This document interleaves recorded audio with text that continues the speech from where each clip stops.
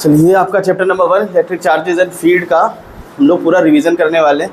कोशिश इसमें रहेगी जितने क्वेश्चंस हमने ऑलरेडी करा लिए तो उन क्वेश्चंस को रिपीट ना किया जाए, ताकि जो रिवीजन कर रहे हैं तो उनका ये ना लगे कि उनका बिल्कुल सेम आपका रिपीट टेलीकास्ट चलने लग गया।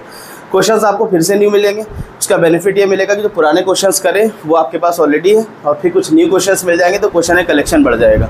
और वैसे भी क्वेश्चन की कोई लिमिट नहीं रहती, इनफाइनाइट ऑप्शन है क्वेश्चंस के, और बोर्ड में कहीं से भी क्वेश्चन आ सकता है। तो हम लोग सिर्फ मतलब स्पेसिफिक ना रहे कि 10 लगा लिए 20 लगा लिए, क्वेश्चन सफिशिएंट है। दूसरी चीज़, हम नोट्स प्रॉपर जैसे ऑलरेडी लिखवा चुके सारे, तो फिर से हम डिक्टेट नहीं करेंगे, लेकिन सारी चीज़ें एक्सप्लेन करते हुए चलेंगे, बोर्ड पे लिखते भी चलेंगे। कुछ पॉइंट्स जो आपको इंपॉर्टेंट लगे उसको नोट डाउन करते हुए चलिएगा, ठीक। तो फर्स्ट चैप्टर है हमारा इलेक्ट्रिक चार्जेस एंड फील्ड। जैसे क्लास 11 की अगर हम लोग बात करें, बहुत डरावनी बात क्लास 11 सुनते ही टेंशन आ जाती है। क्लास 11 में आपका होल सोल जो चैप्टर था या पूरी क्लास 11 की फिजिक्स थी वो मास के अराउंड रिवॉल्व कर रही थी। बिल्कुल सेम ऐसे ही एक फिजिकल क्वांटिटी क्लास 12th में है जिसको हम कहते हैं चार्ज। तो चार्ज, अगर चार्ज जैसा कोई कॉन्सेप्ट ना होता, सपोज करिए अगर फिजिक्स में चार्ज जैसा कोई चीज़ नहीं होती तो आप क्लास 12 की फिजिक्स की बुक को जला सकते थे, मतलब कोई रिक्वायरमेंट नहीं थी, क्योंकि आपकी पूरी क्लास 12 की फिजिक्स अगर हम कहें कि चार्ज पर ही डिपेंड करती है। तो शुरुआत भी हमारी वहीं से हो रही है, चार्ज से ही शुरुआत करेंगे। चैप्टर भी आपका यही इलेक्ट्रिक चार्जेस एंड फील्ड। सबसे पहले चार्ज की डेफिनेशन को देखते हैं कि चार्ज किसको कहते हैं। तो इसकी डेफिनेशन आपको मिलेगी कि it is an intrinsic property of a matter, ठीक है। अब इंट्रिंसिक प्रॉपर्टी पर थोड़ी देर बात करते हैं। ये कैसी प्रॉपर्टी है? Intrinsic property. अब इस प्रॉपर्टी से होता क्या है? किसी भी मैटर की वो intrinsic property by virtue of which attracts और रिपेल अदर मैटर या अदर एटम, ठीक है ना, जिसकी वजह से कोई दूसरे मैटर को वो अट्रैक्ट करता है या रिपेल करता है। इसको इन शॉर्ट में हम कह सकते हैं कि इलेक्ट्रोस्टैटिक फोर्स को एक्सपीरियंस करता है। तो चार्ज की प्रॉपर्टी की वजह से इलेक्ट्रोस्टैटिक फोर्स कोई भी आपका मैटर एक्सपीरियंस करता है। अब ये इंट्रिंसिक प्रॉपर्टी पे फिर से आते हैं कि इंट्रिंसिक प्रॉपर्टी का मतलब वो प्रॉपर्टी जो इनबिल्ड, किसी भी मैटर के अंदर जो प्रॉपर्टी इनबिल्ड हो, that is called intrinsic property. जैसे बड़ा कॉमन एग्जांपल है कि मिठाई की अगर हम लोग बात करें तो मिठाई कैसी होगी? मीठी होगी। तो इसका मीठा होना क्या है? ये इसकी इंट्रिंसिक प्रॉपर्टी। तो ऐसे ही किसी भी एटम में, कोई भी बॉडी के अंदर जो उसकी इंट्रिंसिक प्रॉपर्टी होती है, जिस प्रॉपर्टी के थ्रू वो दूसरे बॉडी को अपनी तरफ अट्रैक्ट करता है या रिपेल करता है, जिसको हम लोग शॉर्ट में कह देते हैं इलेक्ट्रोस्टैटिक फोर्स को एक्सपीरियंस करता है, उसी प्रॉपर्टी को हम क्या कहने लग जाते हैं? चार्ज कहते हैं। चार्ज आपके कितने तरह के मिलेंगे? चार्ज आपको 2 तरह के मिलेंगे, या तो चार्ज आपका पॉजिटिव होगा या चार्ज आपका नेगेटिव होगा, ठीक है। अब इस चैप्टर में हम लोग को जो स्टार्टिंग में चार्ज की डेफिनेशन समझ में आ गई। अब नेक्स्ट इस पर टॉपिक है आपका प्रॉपर्टीज ऑफ चार्ज। चार्ज की डेफिनेशन एज सच पूछी नहीं जाती। जिसकी एसआई यूनिट की भी बात कर लेते हैं। एसआई यूनिट ऑफ चार्ज क्या होती है? बिल्कुल से SI unit of charge is coulomb, और कैपिटल सी से लिखते हैं। एक साइंटिस्ट के नाम पर है, अभी हम लोग पढ़ेंगे भी आगे। कूलम ने एक फोर्स दिया था, इलेक्ट्रोस्टैटिक फोर्स को कैसे कैलकुलेट करते हैं, तो उन्हीं के नाम पर आपकी यूनिट रखी गई है कूलम, इसकी एसआई यूनिट हो गई। क्वांटिटी कैसी है? ये स्केलर क्वांटिटी है। अब स्केलर क्वांटिटी सुन के चेहरे पर खुशी आ जाती है, कोई टेंशन नहीं होगी, यानी कि डायरेक्शन की बात नहीं करेंगे यहाँ पर। सिंपल जो भी क्वांटिटी हमको मिलती जाएगी, जैसे नॉर्मल एडिशन करते हैं वैसे आपकी इन क्वांटिटीज़ को भी हम लोग नॉर्मली ऐड कर लेंगे। अब इसकी कुछ प्रॉपर्टीज़ को डिस्कस करते हैं कि प्रॉपर्टीज़ ऑफ चार्जेस के बारे में। अब यहाँ से कुछ क्वेश्चंस बनने की पॉसिबिलिटी है। Properties of charges. चार्ज की पहली बेसिक प्रॉपर्टी, जैसे हमने पढ़ा कि चार्ज 2 तरह के, या तो पॉजिटिव चार्ज होगा या नेगेटिव चार्ज होगा। तो सेम टाइप के जो चार्जेस होते हैं, सेम चार्जेस क्या करते हैं? अट्रैक्ट और repel each other. Same charges repel each other. और जो ऑपोजिट टाइप के चार्जेस होते हैं वो अट्रैक्ट करते हैं, ठीक है। And opposite type of charges attract each other. Same type का मतलब, यानी कि 2 अगर पॉजिटिव चार्ज है या 2 नेगेटिव चार्ज है, तो उनके बीच में जो फोर्स लगेगा तो वो एक दूसरे को कैसे करेंगे? रिपेल करेंगे, ठीक है। एक दूसरे से अवे जाएंगे, दूर भाग रहे होंगे। और अपोजिट टाइप का मतलब एक पॉजिटिव है, दूसरा नेगेटिव है। अब इसमें यहीं से एक बात जानते हुए चले कि जब भी हमारे पास मान लेते हैं एक चार्ज पॉजिटिव, दूसरा भी पॉजिटिव, तो फोर्स कौन सा लगेगा? रिपल्सिव फोर्स, रिपल्शन होगा। ठीक है। और अगर एक नेगेटिव दूसरा भी नेगेटिव तो क्या होगा, अगेन रिपल्शन होगा क्योंकि सेम टाइप के चार्जेस है। अगर एक पॉजिटिव और दूसरा नेगेटिव तो फोर्स कौन सा लगेगा, अट्रैक्ट करेंगे दूसरे को, अट्रैक्शन होगा। और एक बात इसमें इंपॉर्टेंट है कि अगर एक पॉजिटिव और एक न्यूट्रल तब क्या होगा, कुछ भी इफेक्ट नहीं होगा। अगर एक पॉजिटिव चार्ज है और दूसरी बॉडी न्यूट्रल है, इसमें कोई चार्ज नहीं, अनचार्ज कह लीजिए। न्यूट्रल का मतलब जितने प्रोटॉन उतने ही, या फिर जितने पॉजिटिव चार्ज उतने ही नेगेटिव चार्ज, तो उसको बोल रहे हैं न्यूट्रल बॉडी। तो अगर एक न्यूट्रल बॉडी और एक पॉजिटिव चार्ज बॉडी पास में लेकर के आते हैं तब क्या होगा, कुछ नहीं होगा, रिपेल हो जाएगा। पढ़ा है आप लोगों ने, जो क्लास रिवीजन कर रहे हो, इसका क्वेश्चन भी एक आया था बोर्ड में, सीबीएसई वाला क्वेश्चन एक कराया भी था इस पर। हाँ, वो तो ठीक है, वो मतलब उसके पीछे का आपको मैकेनिज्म नहीं बताना, सिर्फ ये बताना क्या होगा, अट्रैक्शन होगा और रिपल्शन होगा, या कुछ नहीं होगा। न्यूट्रल बॉडी भी क्या करती है, अट्रैक्ट करती है। ठीक है, न्यूट्रल बॉडी को भी कोई भी चार्ज अगर बॉडी होगी, चाहे पॉजिटिव हो या नेगेटिव, चलिए ये बात भी लिख देते हैं कि अगर नेगेटिव चार्ज होता और न्यूट्रल बॉडी होती, अगेन दोनों ही सिचुएशन में अट्रैक्शन होता। ठीक, अब यहाँ से एक क्वेश्चन जो बना था कि हमें कैसे पता लगेगा कोई भी बॉडी हमारी चार्ज बॉडी है या न्यूट्रल बॉडी है। ठीक है, सपोज कर लीजिए एक पॉजिटिव चार्ज है और ये नेगेटिव चार्ज है, दो बॉडी को पास ला तो अब क्या होगा, अट्रैक्शन हो जाएगा। ठीक, सपोज करिए कि आपकी पॉजिटिव चार्ज है, कोई न्यूट्रल बॉडी लाए, अभी भी क्या हो जाएगा, अट्रैक्शन हो जाएगा। तो अभी अगर हमारे पास सिर्फ अट्रैक्शन हो रहा है तो अट्रैक्शन की वजह से हम ये नहीं कह सकते कि बॉडी चार्ज है कि अनचार्ज है, क्योंकि न्यूट्रल बॉडी भी अट्रैक्ट हो जाती है और अपोजिट चार्ज भी अट्रैक्ट हो जाते हैं। लेकिन अगर मान लेते हैं ये पॉजिटिव चार्ज बॉडी, ये पता है हमको, कोई दूसरी बॉडी लेकर के अननोन रिपल्शन होना शुरू हो गया। ठीक है, तो अब ये हमें श्योर हो गया कि ये कौन सी होगी, अगर ये पॉजिटिव थी, ब्लैक का मतलब पॉजिटिव है और हम इसके पास में एक दूसरी बॉडी लेकर के आए, इसके अंदर रिपल्शन आ गया, इनकी दूर भागने लग गई, तो ये कौन सा चार्ज होगा, ये भी पॉजिटिव होगा। ये क्लियर, इसका मतलब चार्ज होगा, न्यूट्रल नहीं होगी। तो इसका मतलब अगर हमें किसी बॉडी को टेस्ट करना है कि उसके अंदर चार्जिंग है या नहीं है, वो चार्ज बॉडी की अनचार्ज बॉडी है, तो अट्रैक्शन टेस्ट बनेगा कि रिपल्शन टेस्ट बनेगा। रिपल्शन प्रॉपर्टी हमें बता देगी कि दोनों बॉडीज हमारी कैसी है, चार्ज बॉडी है, क्योंकि अगर न्यूट्रल बॉडी होगी तो वो भी क्या हो जाती है, अट्रैक्ट हो जाती है। ठीक है ना, ऑपोजिट टाइप के चार्जेस भी अट्रैक्ट हो जाते हैं और न्यूट्रल बॉडी भी अट्रैक्ट हो जाती है। तो हमें अट्रैक्शन से नहीं पता लगेगा कि बॉडी हमारी चार्ज है कि अनचार्ज है। लेकिन अगर एक बॉडी हमारे पास चार्ज और दूसरी बॉडी हमारे पास दूसरे मतलब जो दूसरे नेचर की है, तो क्या हो जाएगा, रिपल्शन हो जाता है। तो रिपल्शन हमारा टेस्ट होता है किसके लिए, किसी भी बॉडी के चार्ज या ना चार्ज होने के बारे में पता लगता है। क्लियर है ये चीज़। तो हम लिख सकते हैं कि repulsion is the surety test for charging of a body. ठीक है, कोई बॉडी चार्ज है कि अनचार्ज है तो हम किसे पता लगा सकते हैं, रिपल्सिव फोर्स। ये क्वेश्चन आपका बोर्ड में आया था, ये हमने कराया भी था एक क्वेश्चन। ठीक है, तो एक प्रॉपर्टी, सबसे पहली प्रॉपर्टी आपकी ये हो गई कि same type of charges attract, same type of charges repel करते हैं और opposite type of charges attract करते हैं। इस चार्ज का, इस लॉ का एक नाम होता है फंडामेंटल लॉ ऑफ इलेक्ट्रोस्टैटिक्स भी कहते हैं इसको, फंडामेंटल। अब इसमें जो बातें आपको नहीं लगे, नहीं का मतलब जो क्लास में हम लोगों ने प्रीवियसली डिस्कस नहीं करी होगी, इसको नोट डाउन कर लीजिएगा। Fundamental law of electrostatics. ठीक है, दूसरी प्रॉपर्टीज पर चलते हैं। एक इसकी प्रॉपर्टी होती है additivity of charge, additivity of charge. Additivity जैसा नाम बता रहा है, यहाँ पर एडिशन से कुछ कनेक्शन है। अगर किसी भी सिस्टम में n नंबर ऑफ चार्जेस है, अब क्योंकि चार्ज क्वांटिटी कैसी है, स्केलर क्वांटिटी, तो कोई टेंशन नहीं है। सिंपली हम क्या कर सकते हैं, उनको अलजेब्रिक सम कर सकते हैं। अगर हमें टोटल या नेट चार्ज हमें चाहिए किसी भी सिस्टम पर, तो बस सिंपली चार्ज हमारे पास जो होगा उनको हम क्या कर लेंगे, अलजेब्रिक सम उनका कर देंगे। बस इस चीज़ का ध्यान रखेंगे, अगर पॉजिटिव चार्ज है तो पॉजिटिव साइन के साथ, और अगर नेगेटिव चार्ज है तो नेगेटिव साइन के साथ। इसी प्रॉपर्टी को कहते हैं एडिटिविटी ऑफ चार्ज। ठीक है, सपोज कर लीजिए हमारे पास कोई सिस्टम में एक चार्ज है Q1 पॉजिटिव का, एक Q2 again positive, Q3 negative है, Q4 पॉजिटिव है, ऐसे करके हमारे पास n नंबर ऑफ चार्जेस है अलॉन्ग विद साइन। चार्ज या तो पॉजिटिव होगा या नेगेटिव होगा। अब अगर हमसे पूछा जा रहा है इस सिस्टम पर टोटल चार्ज बताइए, टोटल चार्ज अगर हम Q से डिनोट करें तो simply algebraic sum of all the charges. ठीक है, Q1 प्लस Q2, अब क्योंकि Q3 हमारे पास माइनस साइन के साथ है तो उसको हम लोग माइनस साइन के साथ ही ऐड करेंगे। तो ये प्रॉपर्टी हमारी क्या कहलाती है, एडिटिविटी ऑफ चार्ज। दो प्रॉपर्टी डिस्कस हो गई। फर्स्ट प्रॉपर्टी क्या थी, same type of charges repel करते हैं, तो opposite charge of charges, opposite type of charges attract करते हैं और न्यूट्रल बॉडी भी अट्रैक्ट करती है। सेकंड प्रॉपर्टी हम लोगों ने क्या पढ़ी, additivity of charges. Third property पर आते हैं, quantization of charge, important property, quantization of charge.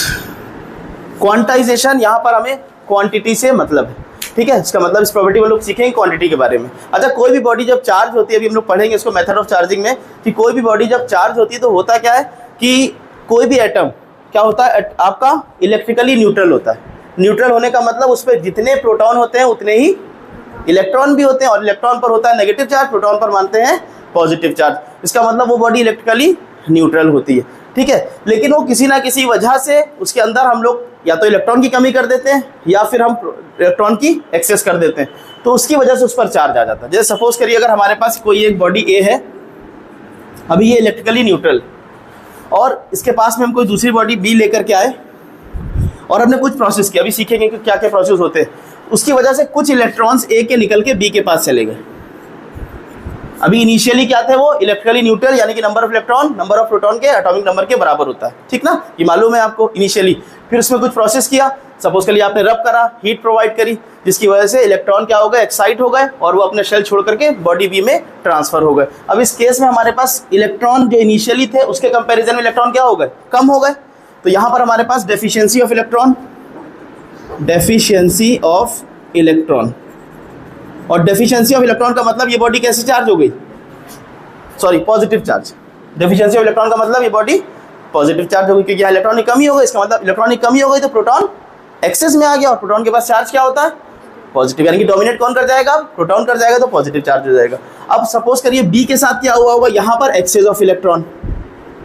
Access of electron का मतलब अब यहाँ पर हमारे पास डोमिनेट कौन करेगा, इलेक्ट्रॉन डोमिनेट कर जाएगा एज कम्पेयर टू प्रोटॉन।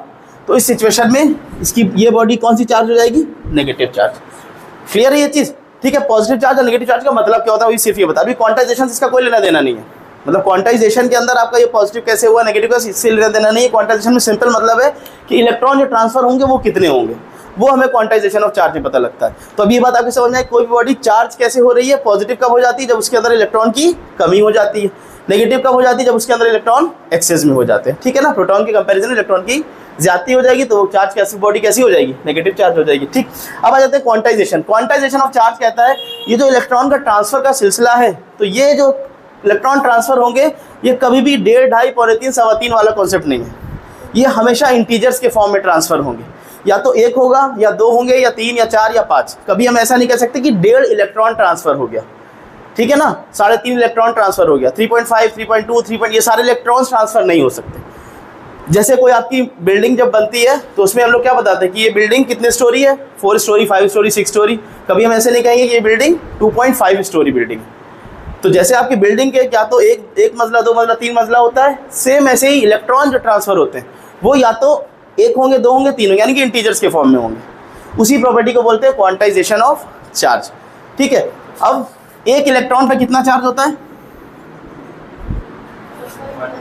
1.6, ये पढ़ रखा आपने प्रीवियस क्लास में, इंटू 10⁻⁻⁻19 कूलम। ये एक इलेक्ट्रॉन पर चार्ज होता है। तो जितने इलेक्ट्रॉन ट्रांसफर होंगे उतना ही चार्ज, इसका मतलब उस बॉडी पर जा रहा होगा। तो क्वांटाइजेशन ऑफ चार्ज क्या कहता है कि जो टोटल चार्ज होता है किसी भी बॉडी में वो क्या हो जाता है, n टाइम्स E। n क्या है, नंबर ऑफ इलेक्ट्रॉन्स, और E क्या है, एक इलेक्ट्रॉन पर जो चार्ज, ठीक है। तो क्यों हमारे पास किसी भी बॉडी में कितना चार्ज है ये फाइंड करने के लिए हम ये देख लेंगे कि कितने इलेक्ट्रॉन्स ट्रांसफर हुए। उस बॉडी से छोड़ के गए हैं तो वो पॉजिटिव हो जाएगी, उस बॉडी पर आ गए हैं तो वो बॉडी नेगेटिव हो जाएगी। और ये जो ट्रांसफर ऑफ इलेक्ट्रॉन होंगे ये हमेशा इंटीजर्स के फॉर्म में होंगे। तो इस केस में हमारे पास, अच्छा यहाँ से जब अगर बॉडी छोड़ के जाएगी इलेक्ट्रॉन, जिस बॉडी से इलेक्ट्रॉन छोड़ के जाएंगे उस पर चार्ज कैसा आएगा, पॉजिटिव आ जाएगा, और जिस पर चले जाएंगे उस पर नेगेटिव आएगा। इसका मतलब यहाँ पर हम प्लस भी साइन लगा दें और माइनस भी लगा दें। जहाँ पर इलेक्ट्रॉन गए होंगे, 4 इलेक्ट्रॉन चले गए, तो इसका मतलब उस बॉडी पर जो चार्ज आ गया होगा 4 × 1.6 × 10⁻⁻19 कूलम चार्ज आ गया होगा। और जहाँ से गए उस पर कितना आया होगा, प्लस का 4 × 1.6 × 10⁻⁻19 कूलम। क्लियर है ये चीज़।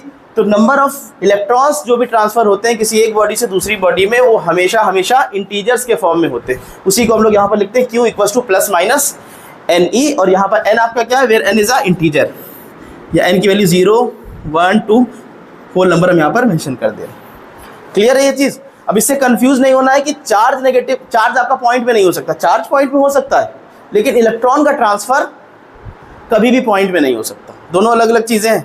जैसे एक चीज अगर हम लोग समझे कि 1 कूलम चार्ज के अंदर कितने इलेक्ट्रॉन्स होते हैं, इसको फाइंड करने की कोशिश करें। ये नोट कर लिया ना? पूरे क्लास में हम ऐसा कोई नोट्स डिक्टेट नहीं करेंगे, लेकिन हाँ जो चीजें बोर्ड पर आती जा रही हैं वो खुद ब खुद आप लोग नोट करते हुए चलिएगा। जैसे सपोज करिए अगर आपसे ये क्वेश्चन पूछा जाए कि आपको 1 कूलम चार्ज है हमारे पास, किसी बॉडी ने 1 कूलम चार्ज एक्वायर किया है, तो उसमें कितने इलेक्ट्रॉन का ट्रांसफर हुआ होगा, या उससे कितने इलेक्ट्रॉन निकल गए होंगे। अगर वो पॉजिटिव है तो वहां से निकल गए होंगे इलेक्ट्रॉन, अगर वो नेगेटिव है तो वहां पर आ गए होंगे। तो 1 कूलम चार्ज में कितने इलेक्ट्रॉन का ट्रांसफर होता है, इसको कैलकुलेट कर रहे हैं। क्यू की वैल्यू अपने पास कितनी है, 1 कूलम। फॉर्मूला आपने क्या पढ़ा हुआ है, Q इक्वल्स टू NE। अगर हमें N चाहिए, नंबर ऑफ इलेक्ट्रॉन्स, सिंपल क्या करेंगे, 1 कूलम डिवाइडेड बाई 1.6 इंटू 10 की पावर माइनस 19 कूलम। यहाँ से N की वैल्यू कितनी आ गई, ये पॉइंट रिमूव किया, ये बन गया 10, 2 5 टाइम्स 2 8, कितनी वैल्यू आ गई, 0.58 6 48, 20 8 2 16, 48 5 40। और इसको अगर थोड़ा सा स्टैंडर्ड फॉर्म में लिख दें, यानी कि डेसिमल प्लेस से पहले सिर्फ एक डिजिट चाहिए, तो डेसिमल को उठा के इधर शिफ्ट कर दिया, 6.25 into 10 raise to the power 18 electrons हो गए। अच्छा, क्या इतने इलेक्ट्रॉन्स पॉसिबल है? अभी आपने पढ़ा है क्वांटाइजेशन, क्या 6.25 इंटू 10 की पावर 18 इलेक्ट्रॉन्स पॉसिबल है? नहीं पॉसिबल है। क्यों? क्योंकि पॉइंट वाला कॉन्सेप्ट नहीं है, सही ना? हाँ बताइए, सही बता रहे? हाँ बिल्कुल सही। ये पावर को देखना है, 10 की पावर 18 है, यानी कि हम 18 तक के डेसिमल लगा सकते हैं, ठीक है ना? डेसिमल से मत कंफ्यूज होइए, ये अगर नहीं लिखा होता हाँ तब पॉसिबल नहीं है। 6.25 इलेक्ट्रॉन नहीं ट्रांसफर हो सकते, लेकिन आगे क्या मल्टीप्लाई है, 10 की पावर 18। 10 की पावर 18 को अगर एक्सपेंड करने लग जाएंगे तो क्या बनेगा, 6250000 वैल्यू, तब तो इंटीजर के फॉर्म में आ जाएगी ना। 10 की पावर 18 यहाँ लिखा हुआ है, इसका मतलब 18 तक के डेसिमल हम लगा सकते हैं, हाँ उसके ऊपर डेसिमल नहीं लगा पाएंगे। क्लियर है ये चीज़? यानी कि ये पॉसिबिलिटी है। तो 1 कूलम चार्ज के अंदर इतने इलेक्ट्रॉन का ट्रांसफर होता है। अब इसका मतलब अगर आपसे पूछा जाए, कुछ आपको कूलम्स दे दिए जाए 6.25 3.5, तो इतने कूलम चार्ज पॉसिबल है। क्लियर है ना ये चीज़? नंबर ऑफ इलेक्ट्रॉन पॉइंट पे नहीं पॉसिबल है। अच्छा, ये पॉइंट पे नहीं लिखा हुआ, आगे 10 की पावर 18 इसको अगेन इंटीजर बना देगा। अगर हम इसको एक्सपेंड करें प्रॉपरली, ये तो आपने सिर्फ एक मतलब लिखने का तरीका है आपका, ठीक है, रिप्रेजेंट करने का इसको एक तरीका है। तो 1 इलेक्ट्रॉन में नंबर ऑफ इलेक्ट्रॉन्स कितने हैं, 6.25 10 की पावर 18 इलेक्ट्रॉन। क्लियर ये चीज़? इस पर बेस एक क्वेश्चन कर लीजिए तो और थोड़ी क्लियरिटी मिल जाएगी। कोशिश हमने यही की है कि हम कोई क्वेश्चन रिपीट ना करें, लेकिन इसका ये बिल्कुल मतलब नहीं कि 100% रिपीट नहीं होगा, एक आध दो क्वेश्चन रिपीट भी होंगे।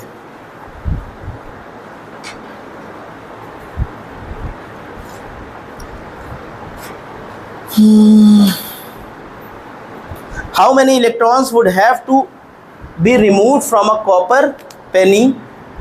How many electrons would have to be removed? How many electrons would have to be removed from a copper penny?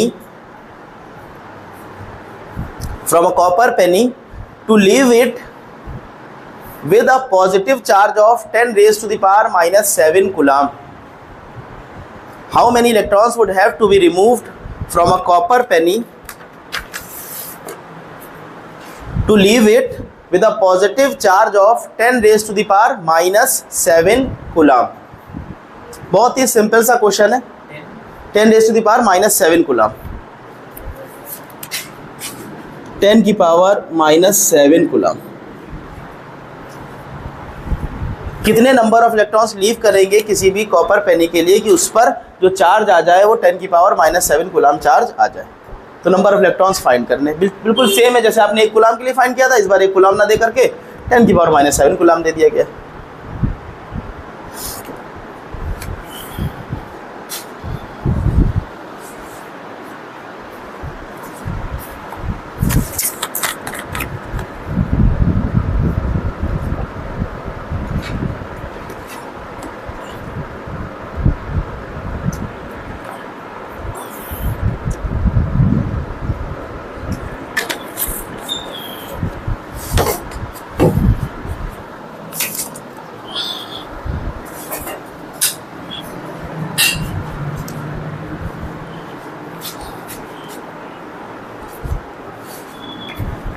कितना आंसर आया?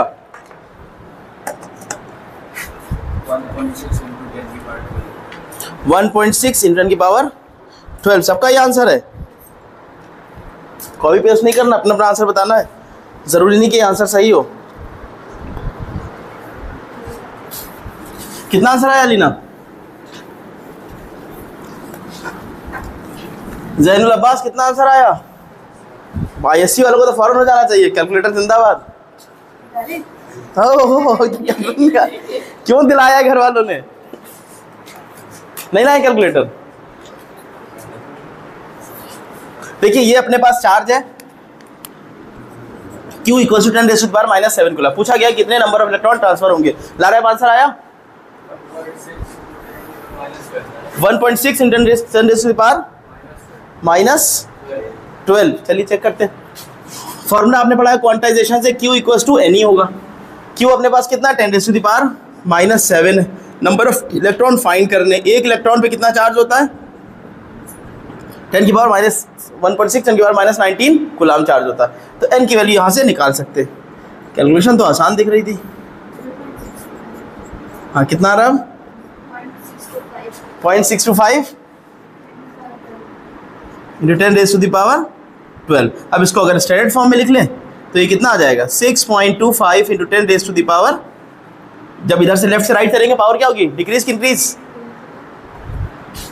कैलकुलेटर वाले सब नहीं सोचते। 11, ठीक है ना। नंबर ऑफ इलेक्ट्रॉन कितने हो गए? 6.25 इंटू 10⁻11 इलेक्ट्रॉन, यानी कि आंसर तो किसी का भी नहीं आया था। क्लिक, एकदम सिंपल सा क्वेश्चन था, फॉर्मूला बेस। ये क्वेश्चन भी आने वाला नहीं है, ठीक ना, मगर क्वांटाइजेशन आपको क्लियर में पता लग रहा है। क्वांटाइजेशन का मतलब कि जब भी चार्ज कोई भी, अच्छा ये जो कौन सी आपकी कौन सी पेनी थी? कॉपर की, ठीक है। तो उसका मतलब वो पॉजिटिव चार्ज हो गई होगी ना, लिखा भी था क्वेश्चन में।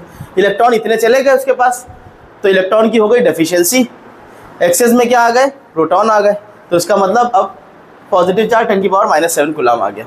उसमें कितने इलेक्ट्रॉन निकल गए? 6.25 10⁻11। अब 6.25 देकर कंफ्यूज नहीं होना है कि हमने तो क्वांटाइजेशन पढ़ा है, n की वैल्यू पॉइंट में नहीं हो सकती। तो पॉइंट में ये नहीं है, क्योंकि आगे 10⁻11 उसको एडजस्ट कर दे रहा। ठीक है, तो हम लोग की ये तीसरी प्रॉपर्टी हो गई ना, चेक करते रहिएगा। थर्ड प्रॉपर्टी हो गई क्वांटाइजेशन, क्लियर है ये चीज। नेक्स्ट प्रॉपर्टी पे चलते हैं, कंजर्वेशन ऑफ चार्ज। कंजर्वेशन नाम सुन करके आपको एक रटी टाटा डेफिनेशन याद आ जाती है। कंजर्वेशन ऑफ एनर्जी क्या होता है? हाँ, conservation of mass, conservation energy, conservation of momentum, conservation of charge, और सबकी डेफिनेशन सेम है। ठीक है, फिजिकल क्वांटिटी जो सी भी कंजर्व हो रही है, कैन नॉट बी क्रिएटेड और not be destroyed, not be क्या कर डेफिनेशन है वो, ठीक है। मास can not be created not be destroyed. इसी तरह से आपके charge can not be created not be destroyed, ठीक है ना। तो बस यही आपकी, neither be created not be destroyed. अब हम सही बोल पाए इतनी देर से।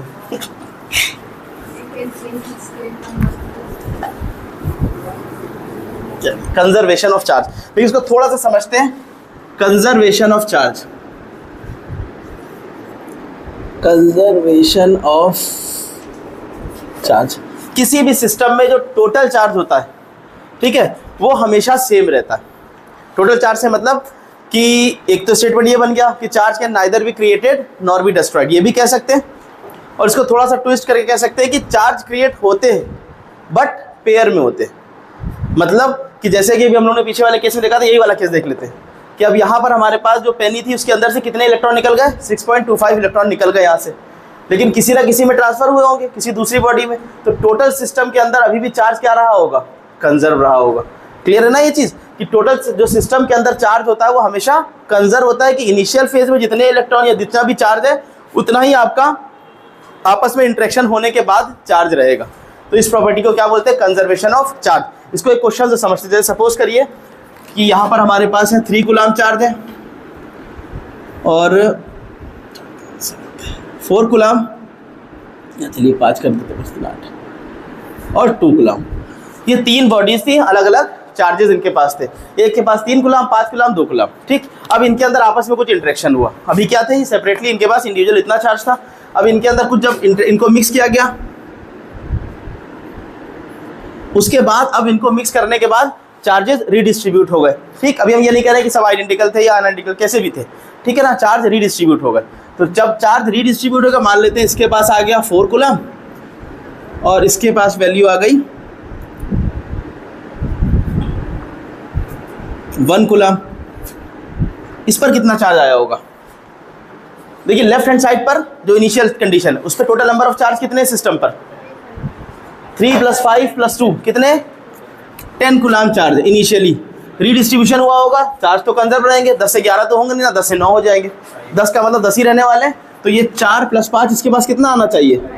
5 कूलम चार्ज। यही आपका है कंजर्वेशन ऑफ चार्ज, कि जो इनिशियल फेज में रहेगा वही आपका फाइनल फेज में रहेगा। जैसे कि आपके पास और एग्जाम्पल ले लें कि जब भी चार्ज, जैसे भी आगे पढ़ेंगे मेथड ऑफ चार्जिंग, फ्रिक्शन वाला केस, कि अगर हमारे पास कोई एक ग्लास रॉड है और कोई एक सिल्क क्लॉथ है, ये सिल्क नहीं है वैसे, ठीक है ना, तो अगर हम इसको रब करते हैं तो होगा क्या, इसमें से इलेक्ट्रॉन निकल के कुछ सिल्क क्लॉथ पर चले गए, तो जितने इलेक्ट्रॉन यहाँ से निकले, मान लीजिए 2 निकले समझने के लिए, तो 2 ही इलेक्ट्रॉन वहाँ पर भी पहुँचे होंगे।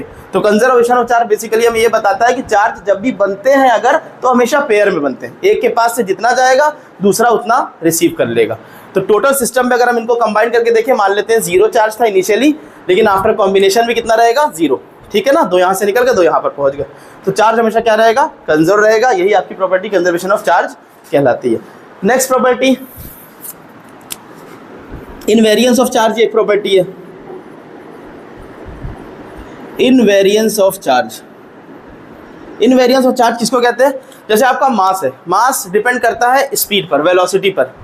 कोई ऑब्जेक्ट अगर तेजी से मूव कर रही है, तेजी का मतलब बहुत तेज, लाइट की स्पीड के नियर अबाउट, ठीक है, लाइट की स्पीड तो नहीं अचीव कर सकती, मान लेते हैं लाइट की स्पीड का 0.99%, ठीक है ना, 0.99 टाइम्स ऑफ लाइट की स्पीड के पास पहुंच गई कोई बॉडी, तो अब उस सिचुएशन में मास क्या होने लग जाता है? चेंज होने लग जाता है। आपने फॉर्मूला पढ़ा होगा m = m0, m0 आपका रेस्ट मास, √1 - v²/c²।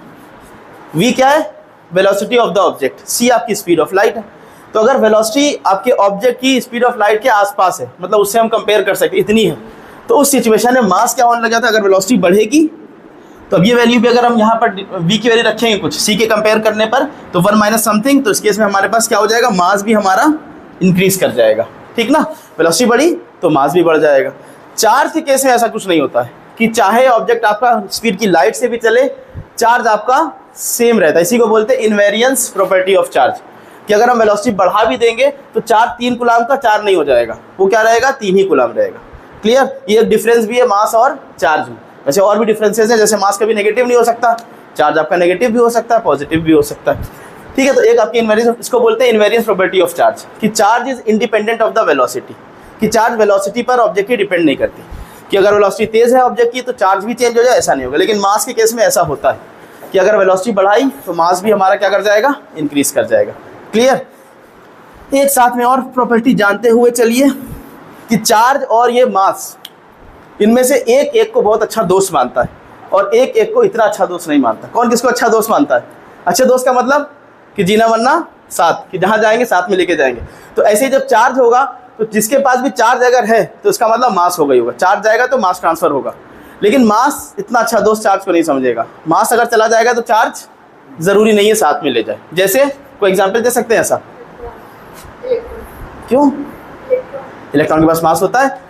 दूसरा एग्जाम्पल हम करें, मतलब मास चला जाए चार्ज होना, उसी की फैमिली में है, पहुंच जाएंगे। कौन सी ऐसी बॉडी होती है इसमें जो छोटी छोटी चीज़ें हैं? इलेक्ट्रॉन, हाँ न्यूट्रॉन। न्यूट्रॉन के पास अपना मास होता है मगर चार्ज नहीं होता, ठीक ना। तो न्यूट्रॉन इधर से उधर जाएगा तो चार्ज लेके नहीं जाएगा, हाँ मास लेके चला जाएगा, ठीक ना। लेकिन इलेक्ट्रॉन वाले केस में क्या है? अभी इलेक्ट्रॉन के पास चार्ज भी है, मास भी है, तो जहाँ पर भी इलेक्ट्रॉन जाएगा, इलेक्ट्रॉन के पास कुछ ना कुछ तो मास है ही है, भले हल्के में ले रहे हैं आप लोग उसको, ठीक ना, मतलब बहुत हल्का है वाकई, लेकिन मास तो एग्जिस्ट कर रहा है ना। 9.1 × 10⁻³ kg, तो भले ही 10⁻³ kg में आ रहा हो, लेकिन एटलीस्ट कुछ ना कुछ मास एग्जिस्ट कर रहा है उसके पास। तो मास है तो इलेक्ट्रॉन अगर ट्रांसफर होगा तो इसका मतलब कुछ ना कुछ मास भी ट्रांसफर हो जाएगा। तो अगर आपसे पूछा जाए कि एक नेगेटिव बॉडी और पॉजिटिव बॉडी में कौन सी बॉडी का मास ज़्यादा होगा? 2 बॉडीज थी, न्यूट्रल बॉडी, सपोज करिए, क्वेश्चन चलिए ऐसे रैंडम आ गया। 2 बॉडीज न्यूट्रल बॉडी थी, उसके बाद उनको किसी प्रोसेस से चार्जेस का, इलेक्ट्रॉन का ट्रांसफर कर दिया गया। तो अब सपोज करिए ए बॉडी से बी बॉडी में चार्ज चले गए, इलेक्ट्रॉन चले गए किसी भी प्रोसेस से, ए में बी कुछ इलेक्ट्रॉन ट्रांसफर हो गए। इनिशियली ये दोनों सेम मास की बॉडीज थी, अब आफ्टर ट्रांसफर ऑफ चार्ज, अब इसमें सब जो एरो बता रहा हूँ, बता रहा है इलेक्ट्रॉन कहाँ गए। तो कौन सी बॉडी, क्या मास में कुछ फर्क पड़ेगा? अगर मास में फर्क पड़ेगा तो क्या Ma is greater then Mb हो जाएगा? आफ्टर रीडिस्ट्रीब्यूशन कह लीजिए या फिर आफ्टर इंटरेक्शन कह लीजिए, या दूसरा ऑप्शन अपने पास है कि M B is greater than M A हो जाएगा, या तीसरा ऑप्शन है कि एम ए बराबर एम बी है, या चौथा ऑप्शन हमें कुछ नहीं मालूम, नन ऑफ दीज। ठीक ना, कौन सा हो सकता है? Second option, M B is greater than M A, क्योंकि इलेक्ट्रॉन ट्रांसफर हुए, इलेक्ट्रॉन के पास कुछ ना कुछ तो चार्ज है। ठीक है ना, तो कुछ ना कुछ चार्ज है, इसका मतलब वो चार्ज है, मतलब सॉरी कुछ ना कुछ तो मास है, तो इसका मतलब इसके पास मास कुछ ना कुछ बढ़ जाएगा। क्लियर है ना ये चीज़? तो जब भी चार्ज का ट्रांसफर होगा तो मास का ट्रांसफर जरूरी है, मैंडेटरी है। अगर कहीं चार्ज ट्रांसफर हो रहा है तो मास जरूर बढ़ रहा होगा, मास जरूर ट्रांसफर होगा। तो ये कुछ आपकी बेसिक प्रॉपर्टीज थी चार्ज से रिलेटेड। क्लियर है ये प्रॉपर्टीज? ठीक है, इसमें बहुत ज़्यादा इंपॉर्टेंट नहीं है, लेकिन हाँ पूछा जा सकता है। फिर अब अगला टॉपिक है आपका मेथड ऑफ चार्जिंग। बहुत इंपॉर्टेंट टॉपिक है, इसमें से क्वेश्चन कई बार पूछा गया है, आईएससी बोर्ड में भी और सीबीएसई में भी और यूपी बोर्ड में भी। इसको रफ कर देना।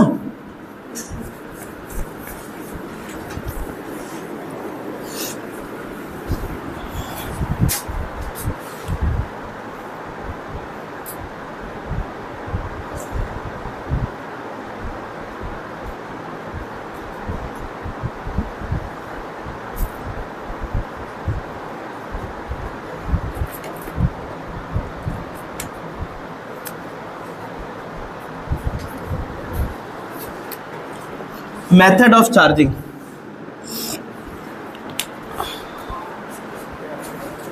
तीन मेथड्स पढ़ने हमें मेथड ऑफ चार्जिंग में।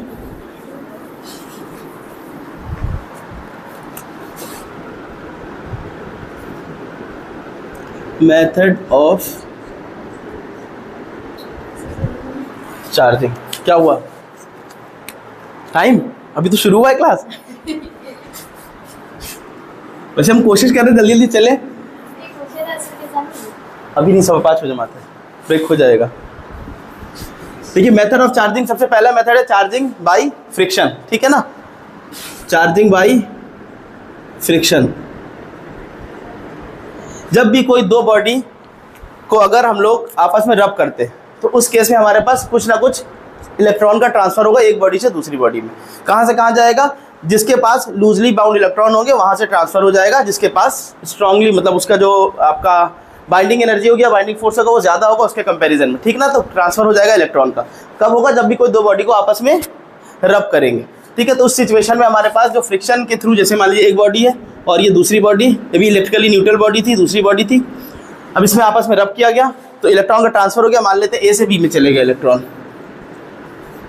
अभी दोनों ही बॉडी कैसी थी? अनचार्ज बॉडी थी इनिशियली। अनचार्ज का मतलब ये बिल्कुल नहीं कि उसके पास ना इलेक्ट्रॉन है ना प्रोटॉन है, उसके पास इलेक्ट्रॉन भी है उसके पास प्रोटॉन भी है, मगर बराबर बराबर है, यानी कि वो एक न्यूट्रल बॉडी है। अगर 10 इलेक्ट्रॉन है तो 10 ही प्रोटॉन भी है, तो इस वजह से उसको बोल दे रहे हैं कि वो अनचार्ज बॉडी। अब जब फ्रिक्शन हुआ, फ्रिक्शन की वजह से क्या हो गया? उसका इलेक्ट्रॉन इधर से उधर ट्रांसफर हो गए। अब इस केस में हमारे पास यहाँ पर आ गए क्या? पॉजिटिव चार्ज, ये आपने पीछे अभी पढ़ के आए। इसके पास एक्सेस ऑफ इलेक्ट्रॉन, इसके बन गई, ये बन गई नेगेटिव चार्ज, यानी कि हमारी दो अनचार्ज बॉडी कैसी हो गई? चार्ज हो गई। ठीक है ना, किससे? फ्रिक्शन के थ्रू, बाय रबिंग। ठीक है ना, तो एक पहला मेथड है, बड़ा सिंपल सा मेथड है। इस केस में हमारे पास इंपॉर्टेंट क्या है कि आपका दो बॉडीज आपस में कॉन्टैक्ट में आती है। ठीक, two bodies come in contact, क्योंकि अभी एक मेथड हम लोग देखेंगे जहां पर दो बॉडीज बिना कोई कॉन्टैक्ट में आए चार्ज ट्रांसफर कर देंगी। नेक्स्ट केस आपके पास इसमें और क्या लिख सकते हैं? ये मोस्टली इंसुलेटर्स के लिए होता है। अच्छा, कंडक्टर और इंसुलेटर के बारे में आइडिया है? कंडक्टर वो जहाँ पर आपका फ्लो ऑफ इलेक्ट्रॉन आसानी से हो जाता है। इंसुलेटर क्या होता है? जहाँ पर फ्लो ऑफ इलेक्ट्रॉन नहीं हो पा रहा होता है। ये आपने हीट वाले चैप्टर में भी पढ़ा था, वहाँ पर हम लोगों ने हीट का फ्लो देखा था, वहाँ भी कंडक्टर और इंसुलेटर का कॉन्सेप्ट आया था। ठीक है, करंट इलेक्ट्रिसिटी के अंदर भी पिछले क्लासेस में, मतलब 10th वगैरह में आपने ये चीज़ें पढ़ रखी है। तो इंसुलेटर और कंडक्टर में एक बात और जान लीजिए, जो कंडक्टर होगा तो कंडक्टर के अंदर जो चार्ज का डिस्ट्रीब्यूशन होता है वो हमेशा सरफेस पर होता है। ठीक है ना, हमेशा जो चार्ज डिस्ट्रीब्यूट हो जाएगा कहाँ पहुँच जाएगा? वो आउटर सरफेस पे, कंडक्टर के केस में। और इंसुलेटर में कहा जाता है, इंसुलेटर में पूरी बॉडी के अंदर फ्लो करता है। रीज़न क्या होता है कि जो कंडक्टर्स होते हैं उसके अंदर इलेक्ट्रॉन आसानी से मूव कर सकता है, तो तेज़ी से मूव करके वो कहाँ पहुँच जाता है? आउटर सरफेस पर पहुँच जाता है, पेरीफेरी पे उसके पहुँच जाता है। लेकिन इंसुलेटर में इलेक्ट्रॉन आसानी से इतनी मूव नहीं कर पा रहे होते, तो इस वजह से पूरी बॉडी के अंदर, पूरे वॉल्यूम के अंदर क्या होता है? चार्ज फ्लो करता रहता है। ठीक है ना, इंसुलेटर के केस के, तो वो आपके आउटर बॉडी पर नहीं जा पा रहा होता। तो यहाँ पर क्योंकि इस केस में क्या है, यहाँ पर हमारे पास जब हम दो बॉडी, तो अभी दोनों कैसी थी, दोनों इलेक्ट्रिकली न्यूट्रल बॉडी थी। जब दोनों को रब किया तो एक से इलेक्ट्रॉन ट्रांसफर होगा दूसरी बॉडी पर, जिससे ट्रांसफर होगा वो बन गया पॉजिटिव चार्ज, जिस पर चलेगा वो बन गया नेगेटिव चार्ज। तो एक मेथड हमने ये सीख लिया, जिसको बोल रहे हैं फ्रिक्शन। दूसरा मेथड आता है बाई कंडक्शन।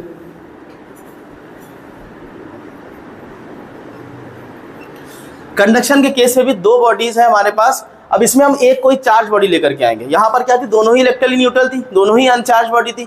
सपोज करिए यहाँ पर हमारे पास ये वो बॉडी है जो न्यूट्रल बॉडी है या अनचार्ज बॉडी है, इसको चार्जिंग के लिए आपके पास लाया गया है कि ठीक है इस बॉडी को चार्ज कर दो।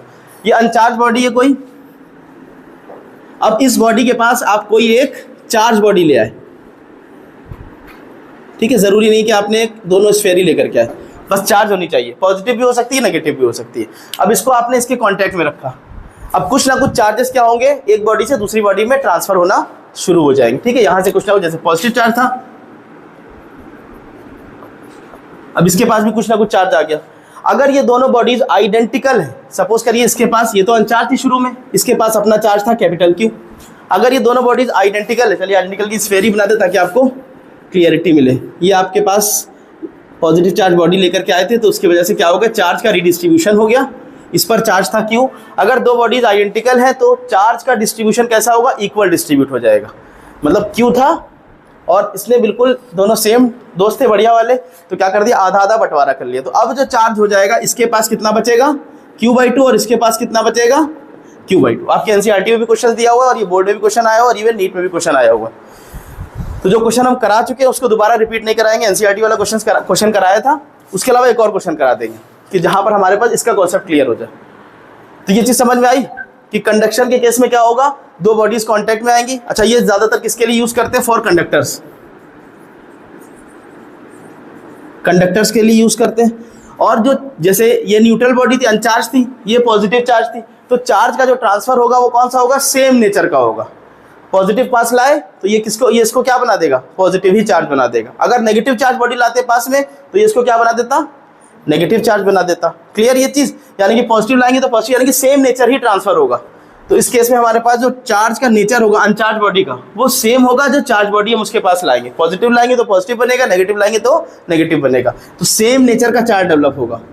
सेम नेचर या charge of same nature is develop on uncharged body. Charge of same nature is developed on uncharged body.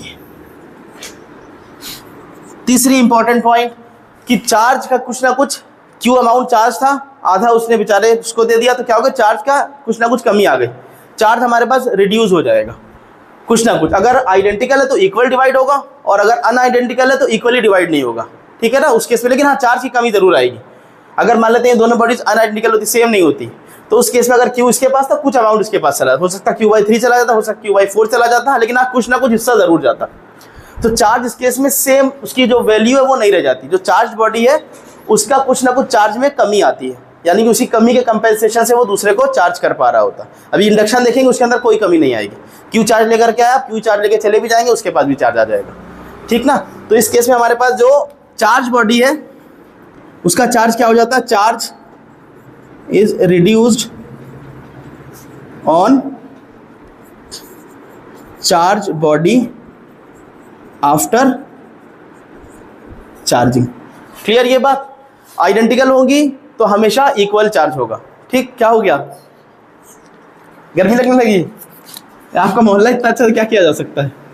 अब इस केस में हमारे पास तीसरा मेथड है induction, charging by induction. Induction के केस में सपोज करिए अगर हमारे पास कोई एक अनचार्ज बॉडी लाई गई, अनचार्ज बॉडी को चार्ज करना है, इसके पास हम कोई भी एक, अच्छा यहां पर भी ये पॉइंट लिख लें कि कांटेक्ट इज रिक्वायर्ड। चार्जिंग करने के लिए दो बॉडी का कांटेक्ट होना जरूरी है। Contact is required. अब अनचार्ज, ये इंडक्शन से देखते हैं, अनचार्ज बॉडी है, इसको चार्ज करना है, यहाँ पर भी हम कोई चार्ज बॉडी को लेकर के आए पास में, चाहे पॉजिटिव या नेगेटिव, लेकिन इस बार कॉन्टैक्ट नहीं कर रहे, सिर्फ पास में लेकर के आ रहे हैं। अब आपने अभी पढ़ा है फंडामेंटल लॉ ऑफ इलेक्ट्रोस्टैटिक्स, क्या कहता है कि जो लाइक चार्जेस होते हैं वो रिपेल हो जाते हैं और अनलाइक चार्जेस अट्रैक्ट हो जाते हैं। अनचार्ज बॉडी का मतलब चार्ज है इसके पास, इलेक्ट्रॉन भी है, प्रोटॉन भी है, बराबर बराबर है। तो अब इसके पास चार्जेस का रीडिस्ट्रीब्यूशन होने लग जाएगा, क्योंकि इसके पास एक पॉजिटिव चार्ज आया है तो लाला चाहे लपलप, ठीक ना। तब क्या हो जाएगा, नेगेटिव चार्ज इसके सरफेस पर आना शुरू हो जाएगा, यहाँ पर नेगेटिव, और पॉजिटिव से लड़ाई चल रही है, ये दूर भाग जाएगा, ठीक है ना। अब ये चार्जेस का रीडिस्ट्रीब्यूशन होना शुरू हो गया।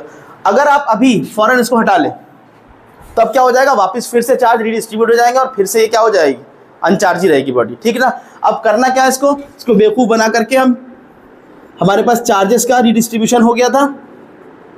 अगर हम कुछ ऐसा सिस्टम यहाँ से बना लें कि यहाँ से पॉजिटिव चार्ज को हटा दें, तो पॉजिटिव चार्ज हटाने के लिए हमने इसको अर्थिंग कर दिया, अर्थ कर दिया, तो उस सिचुएशन में होगा क्या, अब यहाँ से पॉजिटिव चार्ज तो ग्राउंड चलेगा, ग्राउंड में चलेगा। अब ये सिर्फ और सिर्फ बचे क्या, नेगेटिव चार्ज बचे रहेगा। तो नेगेटिव चार्ज अब बचे, अब ये बॉडी हमारी कैसी चार्ज हो जाएगी, नेगेटिव चार्ज हो जाएगी।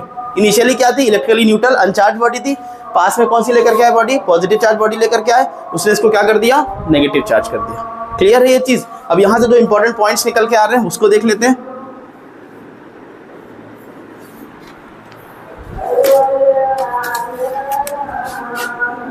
इसको भी यूज करते हैं फॉर कंडक्टर्स,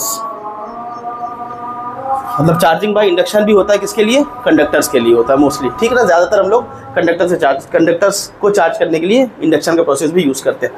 यहाँ पर जो चार्ज डेवलप होता है, charge of opposite nature, opposite nature is developed on uncharged body. Important point है ये। पॉजिटिव चार्ज लेकर के आए थे, उसने बना दिया उसको नेगेटिव चार्ज। अगर नेगेटिव लाते तो सारी कहानी बदल जाती, नेगेटिव आता, यहाँ पॉजिटिव बन जाता, यहाँ नेगेटिव बन जाता, अर्थ कर देते, नेगेटिव चला जाता, क्या बच जाती, पॉजिटिव बॉडी बन जाती। तो जब हम नेगेटिव चार्ज बॉडी लाएंगे चार्ज करने के लिए, वो उसको पॉजिटिव चार्ज कर देगी। जब हम positive charge body uncharged body के पास लाएंगे, वो उसको नेगेटिव चार्ज कर देगी। किस में होगा ये, इंडक्शन में। कंडक्शन में क्या हो रहा था, सेम नेचर हो रहा था। नेक्स्ट इंपॉर्टेंट पॉइंट, यहाँ पर इसके पास अगर शुरू में क्यू थी तो इसने चार्ज कर दिया, अभी भी कितना चार्ज रहा, क्यू ही रहा, चार्जेस में कोई कमी नहीं है। यहाँ पर क्या हो रहा था, चार्ज उसका कम हो जा रहा था, रिड्यूस हो रहा था। चार्ज यहाँ पर चार्ज बॉडी के पास सेम रह रहा है, charge remains same on a body which is used for charging.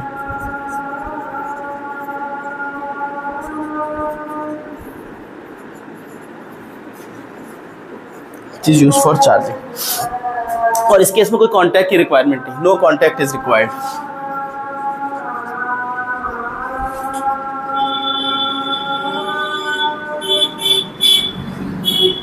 Clear है ये चीज।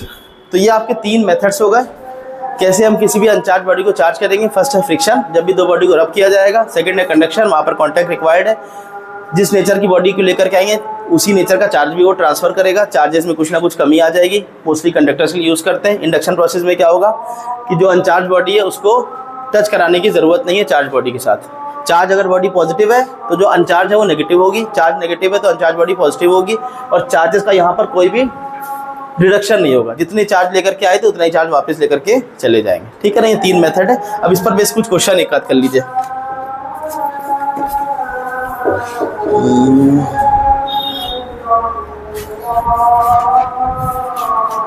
चलिए दो क्वेश्चन है, एक कंडक्शन वाला करते हैं, एक कंडक्शन वाला। कंडक्शन वाला लेकिन आपका कॉपी में हुआ है, कॉपी पेस्ट लेकिन कोई नहीं करेगा, पीछे नहीं पलटेगा, आंसर आपको देना है। और इंडक्शन वाला आपका कॉपी में नहीं हुआ है। Objects A B and C are three identical, object A B and C are three identical insulated spherical conductors, three identical insulated spherical conductors, आगे लाइट। Originally A and B have charges of, originally A and B, originally A and B have charges of +3 milli-coulomb. Originally A and B have charges of +3 milli-coulomb, whereas C has a charge of -6 milli-coulomb. Whereas C has a charge of -6 milli-coulomb.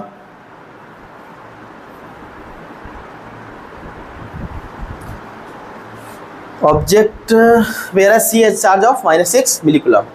Objects A and C are touched and moved apart. Object A and C are touched and moved apart.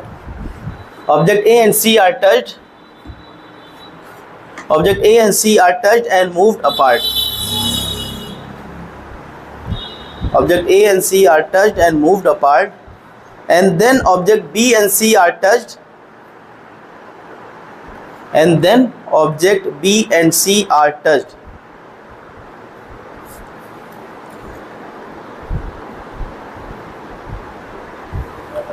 Question पहला part है, if objects A and B are now held near each other, object B and C are touched. ठीक है, उसके बाद मतलब after जब पहले A और C किया ना, A और C को टच करने के बाद आपने रिमूव कर दिया, फिर उसके बाद अब जो भी चार्ज इसमें डिस्ट्रीब्यूट हो गया होगा उसके बाद आप फिर B और C को आपस में कॉन्टैक्ट में ला रहे हैं. अब क्वेश्चन नंबर 1 में पूछा गया, if objects A and B are now held near each other, A और B को पास में रखा जा रहा है. If objects A and B are now held near each other, they will, तीन ऑप्शंस हैं. If objects A and B are now held near each other, they will, option number 1 attract, option number 2 repel, option number 3 have no effect on each other. Have no effect on each other. They will attract, repel, या third option have no effect on each other. और B part है इसका, if object A and C are held near each other, A part में A और B है और B part में ए and C है. If objects A and C are held near each other, नहीं ये सेकंड पार्ट है क्वेश्चन का, मतलब पहले वाले पार्ट के तीन ही ऑप्शन थे वो हो गए, अट्रैक्ट, रिपेल या कुछ भी नहीं होगा, हैव नो इफेक्ट. दूसरा पार्ट है, if object A and C are held near each other, they will, option number 1 वही ऊपर वाले ऑप्शन से, अट्रैक्ट, रिपेल या have no effect on each other. Question समझ में आ गया ना?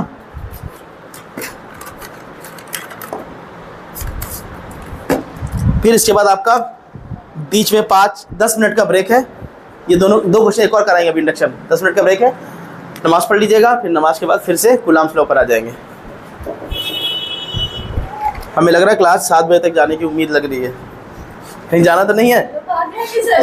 जाने की नहीं होती है, आना अपनी मर्जी से था, जाना हमारी मर्जी से था. ये उसमें लिखा नहीं था ना.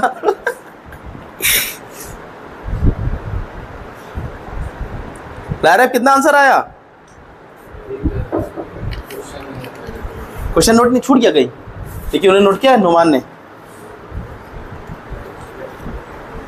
हैरिन कितना आंसर आया? ज़्यादा स्पीड बोल रहे थे क्या क्वेश्चन हम? 3 ऑब्जेक्ट्स हैं ए बी सी. ए और बी के पास है कितना मिली-कूलम है, कितना +3 मिली-कूलम, और सी के पास है -6 मिली-कूलम. ठीक है, पहले इतनी सिचुएशन को ऑब्जर्व करते हैं. 3 बॉडीज है A B C, A B C. ए के पास है +3 मिली-कूलम, बी के पास है +3 मिली-कूलम और सी के पास है -6 मिली-कूलम. फिर उसके बाद कंडीशन दे रखी है ए एंड बी इतना. ठीक है, objects A and C are touched and move apart. A और सी को ए और सी, ए के पास था 3 मिली-कूलम, सी के पास था -6 मिली-कूलम. अब देखिए ये पूरा एक सिस्टम बन गया. अब इस सिस्टम पर कितना चार्ज है? -3 माइनस है, प्लस है, +3 -6 मिली, कितना बन गया? -3 मिली-कूलम पूरे सिस्टम पर आ गया. ए और सी के पास जो टोटल चार्ज है वो -3 मिली-कूलम है. दोनों जब कांटेक्ट में आए तो अब ये क्या होगा, इसका बंटवारा हो जाएगा, क्योंकि दोनों आइडेंटिकल दे रखा है. पहले स्टेटमेंट में दे रखा है कि 2 आइडेंटिकल बॉडीज या ABC आर आइडेंटिकल बॉडीज, तो आइडेंटिकल है, इसका मतलब जो चार्ज का बंटवारा होगा वो इक्वल हो जाएगा. तो ए के पास जब ये सेपरेट होंगे ठीक है। टच करने के बाद जब इनको रिमूव किया गया वापस अलग अलग, ये ए हो गया और ये सी बन गया, और ए के पास चार्ज अब कितना हो गया होगा, इसका हाफ कर दीजिए, -3/2 मिली कूलम आ गया। और सी के पास, ये बात समझ में आई? ये पहली कंडीशन से आपने रिजल्ट निकाल लिया कि ए के पास आ गया होगा -3/2 मिली कूलम और सी के पास -3/2 मिली कूलम। ठीक ना, इन दोनों को ऐड कर देंगे, वापस सिस्टम ऐसे ही -3 मिली कूलम मिल जाएगा। फिर कंडीशन क्या एक और दे रखी है, फिर उसके बाद after that object B and C are touched. B के पास है कितना, +3 मिली कूलम, और सी के पास कितना है, इनको टच किया गया। अब ये सिस्टम में कितने चार्ज बना लेंगे, 3 to the 6, 6 - 3, 3/2, यानी कि इस टोटल सिस्टम में 3 to the 6, 6 - 3 +3/2 मिली कूलम आ गया। उसके बाद दोनों को जब सेपरेट कर दिया गया, अब जो चार्ज बनेगा कितना कितना आ जाएगा, बी और ये सी के पास। अगेन फिर से डिवाइड कर देंगे, 3/2 है, उसका हाफ करेंगे तो 3/4, बी के पास आ गया +3/4 मिली कूलम, सी के पास। क्लियर है ये चीज? ठीक है ना। अब क्या पूछा जा रहा है पहले केस में, if object A and B are now held near each other, A और बी दोनों के पास चार्जेस कैसा है, ऑपोजिट चार्ज है। और आपने पढ़ रखा है ऑपोजिट चार्ज क्या होता है, अट्रैक्ट करता है। ठीक ना, अट्रैक्ट करता है ना। तो पहला ऑप्शन आपका क्या हो जाएगा, मतलब फर्स्ट वाले पार्ट का रिपेल, अट्रैक्ट और हैव नो इफेक्ट पूछा गया, तो इसका मतलब क्या हो जाएगा, वो अट्रैक्ट करेगा। ए और बी जब पास में लाएंगे तो नेगेटिव पॉजिटिव अट्रैक्ट कर जाएगा। बी पार्ट में क्या पूछा गया है, ए और सी को पास में ले आइए, ए के पास है नेगेटिव, सी के पास है पॉजिटिव, तो क्या होगा, अट्रैक्ट, यानी कि दोनों का ही आंसर क्या है, अट्रैक्ट वाला। क्लियर? ये आपका कंडक्शन वाले प्रोसेस से हो गया। अब इंडक्शन पर एक क्वेश्चन कर लीजिए। इंडक्शन का क्वेश्चन भी बहुत आसान है, ये क्वेश्चन आप लोगों ने नहीं किया हुआ अभी तक। Figure shows a positively charged rod is brought near two uncharged metal spheres A and B. Figure shows a positively charged rod. A positively charged rod is brought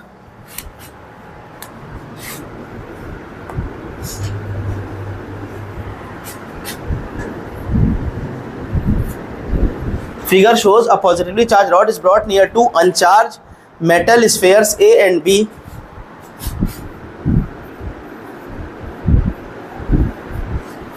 Metal spheres A and B clamped on insulated stands. Clamped on insulated stands and placed in contact with each other. And placed in contact with each other. Insulated stand या clamp कुछ भी लिख लीजिए. Insulated stand and placed in contact with each other. Question number 1 पूछा गया है, what would happen if the rod is removed before the spheres are separated? Question number 1 में पूछा गया what would happen if the rod is removed before the spheres are separated. दोनों sphere को separate करने से पहले ही पहले आपने रॉड को रिमूव कर दिया वहां से, पहला पार्ट। और दूसरा और आखिरी पार्ट लिख लीजिए, what will happen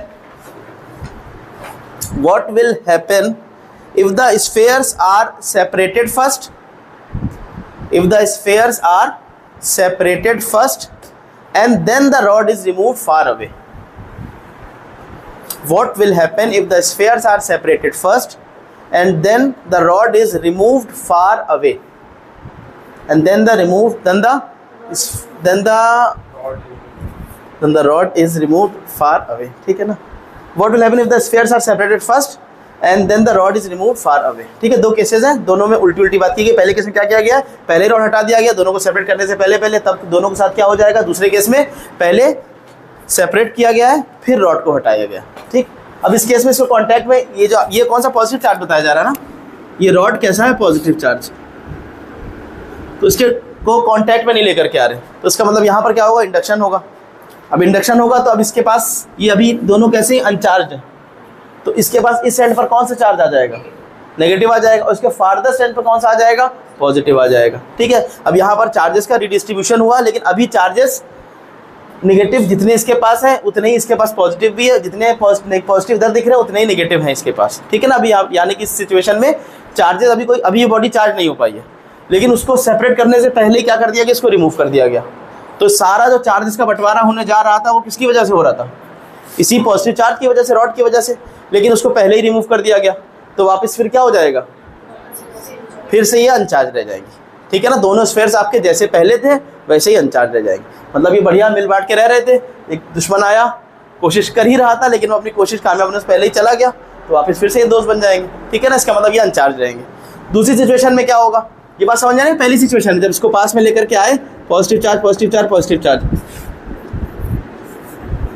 यहाँ पर हमारे पास नेगेटिव नेगेटिव नेगेटिव आ गया, इधर दूर की तरफ पॉजिटिव आ गया, ठीक है। अब अगर इसको यहाँ से हटा देते कुछ, या इसको यहाँ से रिमूव कर देते, ठीक है, लेकिन इसको रिमूव करने से पहले क्या कर दिया गया, इस केस में हमारे पास इनको सेपरेट करने से पहले इसको रिमूव कर दिया गया। जब इसको हटा दिया गया वापस फिर से चार्जेस रीडिस्ट्रीब्यूट हो जाएंगे, जो अभी सेपरेट हो रहे थे वो फिर क्या हो जाएगा, इधर भी पॉजिटिव सब मिक्स हो जाएंगे। यानी कि अब ये केस कैसा बन जाएगा, इनिशियल केस वाला बन जाएगा। दोनों कैसे हो जाएंगे हमारे पास, अगेन अनचार्ज हो जाएंगे। दूसरे केस में देखते हैं, दूसरे केस में इनिशियली ये पोजीशन हुई होगी, उसके बाद क्या किया गया, क्या पूछा रहा, what will happen if the spheres are separated first. Sphere को पहले ही सेपरेट कर लिया गया, सेपरेट कर लिया गया। अब यहाँ पर हमारे पास नेगेटिव नेगेटिव नेगेटिव था, ठीक है ना, इसको सेपरेट कर लिया गया, उसके बाद इसको रिमूव किया गया। तो अब इस केस में ये बन जाएगा नेगेटिव चार्ज और ये क्या बन जाएगा आपका, पॉजिटिव चार्ज हो जाएगा। क्लियर है ये किससे थ्रू, किस प्रोसेस से हो पा रहा है, ये जो मेथड ऑफ चार्जिंग है कौन सी है, इंडक्शन वाला केस। तो ये आपके मेथड ऑफ चार्जिंग वाला कॉन्सेप्ट है। इसके बाद आपका कूलम्ब्स लॉ बचता है, कूलम्ब्स लॉ, फिर कूलम्ब्स लॉ वेक्टर फॉर्म में, उसके बाद प्रिंसिपल ऑफ सुपरपोजिशन, फिर आपका ये फोर्स वाला कॉन्सेप्ट पता होगा, फील्ड पर आ जाएंगे, ठीक है। लेकिन अब 10 मिनट का ब्रेक कर लीजिए, 5:25 से फिर क्लास स्टार्ट होगा।